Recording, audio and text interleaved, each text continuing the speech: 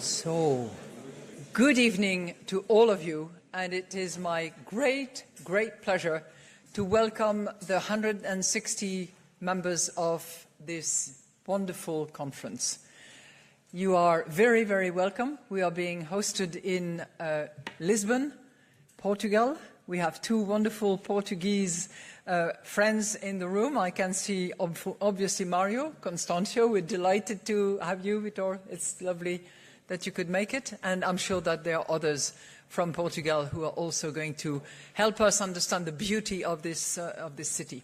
So, welcome to all of you. Make sure that in the next 2 days, as I said at my press conference together with Philip Lane at lunch, make sure that you drink a lot of water, hydrate yourself.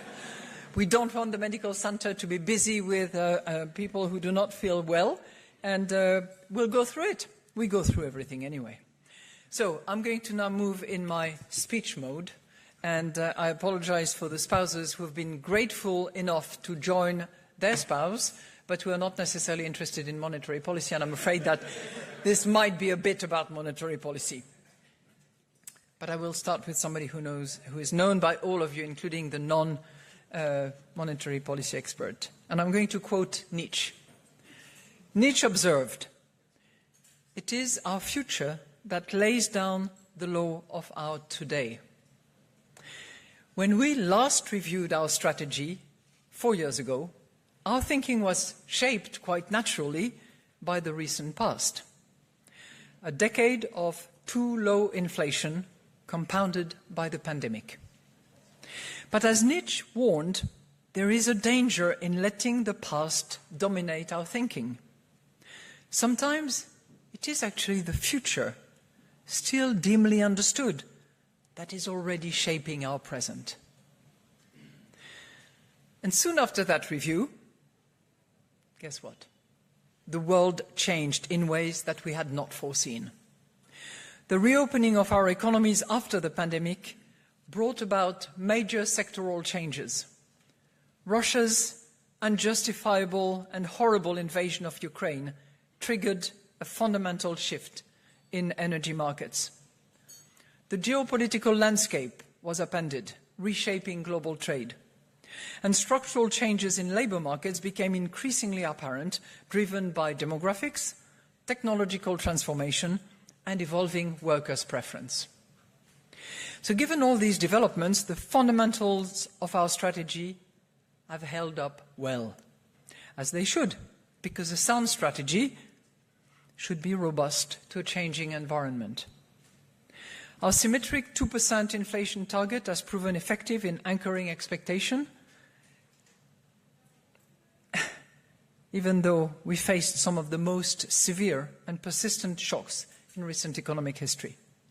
And our medium-term orientation has provided essential flexibility to absorb an extremely large shock, helping to reduce the overall cost of disinflation to the economy, while still enabling a timely return of inflation to target. As a result, we saw no need to revisit the key pillars of our strategy, which is why we refer to the exercise that we have just concluded as a strategy assessment rather than a full review. And the central theme of our work has been to update the framework so that monetary policy can continue to deliver price stability in the face of the new types of shocks that we are confronting. And this evening, without downplaying the other lessons we learned, I would like to highlight 3 key conclusions that have emerged from this work that we have done. And I would like to salute those who have actually conducted this work. Governing Council members have played a key role, but those who actually carried the water are sitting in this room. They will instantly understood that they are recognized. I'm here thinking about Christophe, I'm thinking about Christiane, and I'm thinking about the whole team of more than 400 economists from all over the Euro system who actually worked on this exercise. So thank you very much to all of them.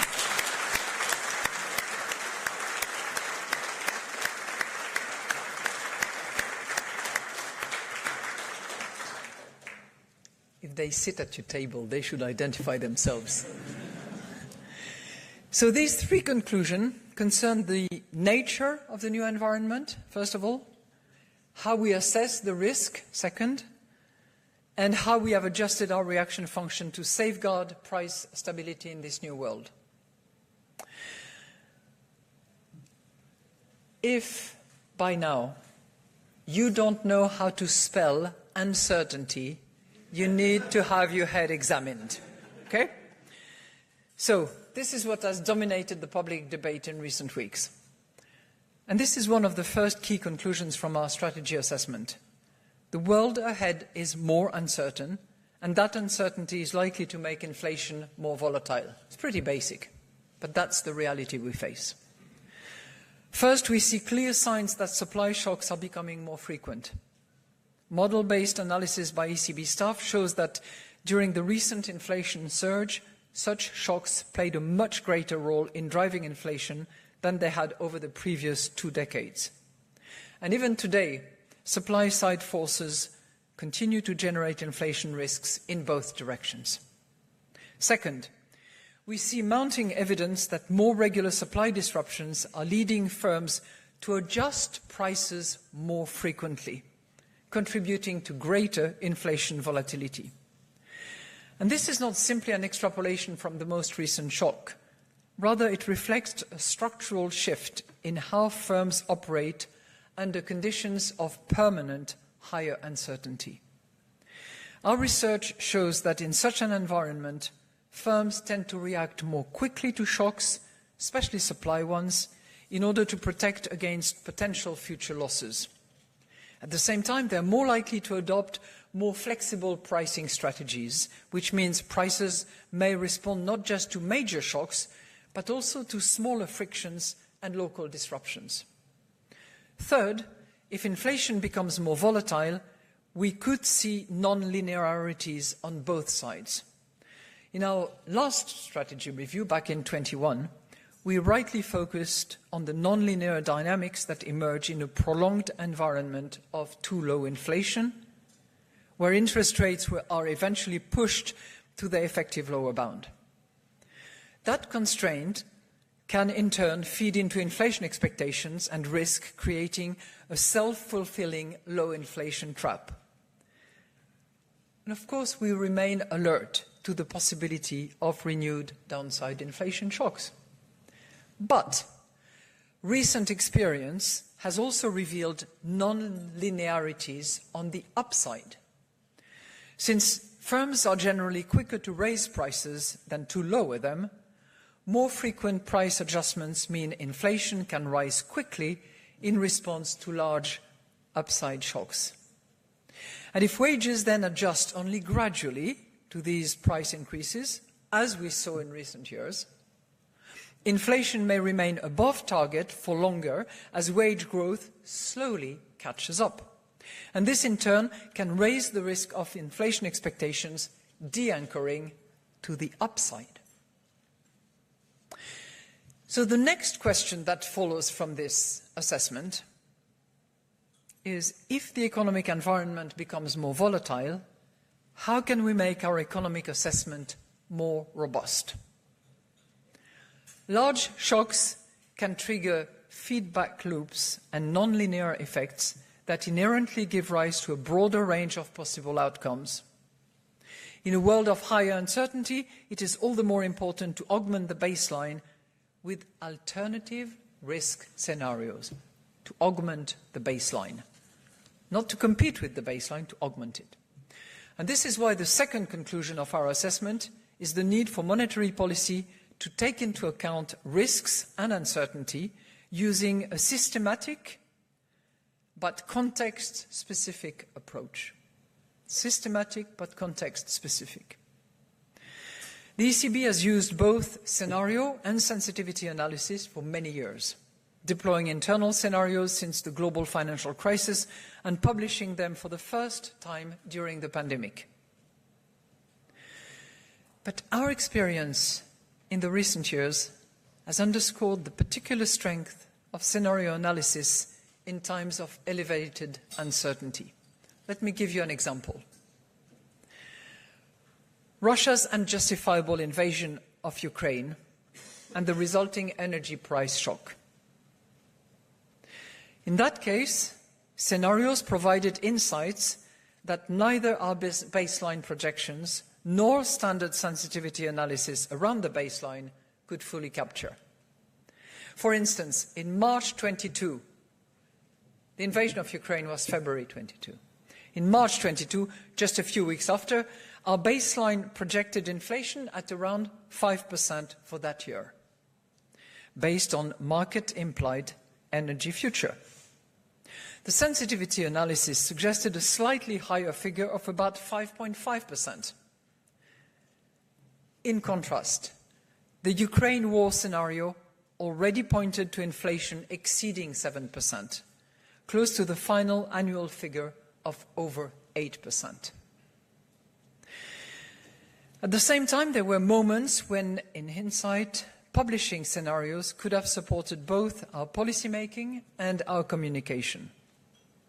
One example was the high uncertainty in 2021 about the speed of vaccine rollout and the nature of post-pandemic reopening, including the sectoral shift in supply and demand across goods and services sectors, both in the euro area and globally.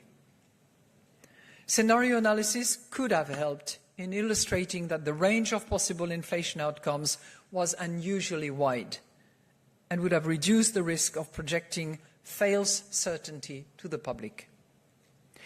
And this is why our updated strategy commits to ensuring that our policy decisions account not only for the most likely path of inflation and the economy, but also for the surrounding risks and uncertainty, including through the appropriate use of scenario and sensitivity analysis.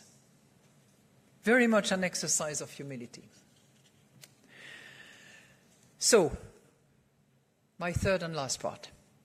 What should our reaction function be if we know that the road ahead is likely to be more uncertain? In our last strategy review in 21, we explicitly acknowledged the risks posed by the effective lower bound. Our strategy statement called for, I quote, open quote, especially forceful or persistent, end quote. Especially forceful or persistent action when policy rates are close to the lower bound. This asymmetric focus was grounded in the asymmetry of policy space and the downward inflation bias it can produce. The lower bound continues to constrain monetary policy in the face of large disinflationary shocks. But the recent inflation surge has revealed upside non-linearities, and with them the need for a two-sided reaction function, both in terms of forcefulness or persistence. And this is the third key conclusion of our strategy assessment. This is not about reacting to small or temporary deviations, no, but about a symmetric commitment to respond to inflation dynamics that could de-anchor inflation expectations in either directions. When disinflationary shocks risk pushing policy rates towards the lower bound, acting forcefully early on helps minimize the time spent near that constraint. But likewise, when inflation overshoots, raise the risk of a feedback loop between frequent price adjustments and staggered wage responses, forceful tightening at the outset is key to anchoring expectations. So we began our recent policy cycle with historically large rate hikes delivered at an unprecedented pace. Our analysis shows that had we not acted, the probability of inflation expectations de-anchoring would have exceeded 30% in 22 and 30% in 23. At the same time, this policy cycle also offered new perspectives on optimal policy path. One insight from our last strategy review was that when rates are near the lower bound, persistence can substitute for forcefulness, helping to deliver the necessary policy stance with fewer side effects. Until recently, however, this concept had not been widely applied to tightening cycles. Typically, Forceful tightening follows an inverted V-shape, with rapid rate increases followed by relatively swift cuts. But as rates move deeper into restrictive territory, the costs and side effects of further tightening also grow. At that point, it can become optimal to shift the focus from forcefulness to persistence, even if in principle there is no upper bound constraining policy space. Model simulations support this insight. Forcefulness and persistence can act as substitutes, both capable of delivering the necessary disinflation. But persistence, in particular, can help limit the economic and financial stability costs compared with continued rate increases.